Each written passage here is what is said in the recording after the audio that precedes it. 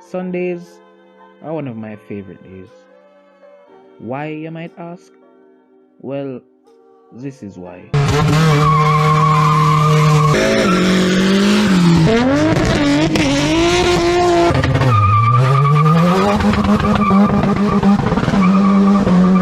Now, even though I'm not the biggest fan of drag racing, it's still good fun.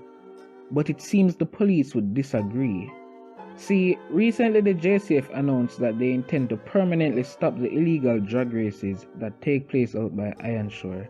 And that's just a stupid decision on their part. Matter of fact, they should be encouraging it and stepping in to make it safer than it already is.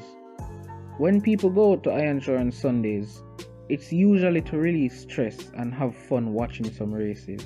Or for the racers, it's to test out the cars they've been building and modding to go fast down the drag strip.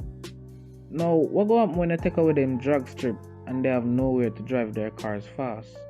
Well, them go drive fast on the road, and that's more dangerous than driving on a private lot, which is what they were doing in the first place.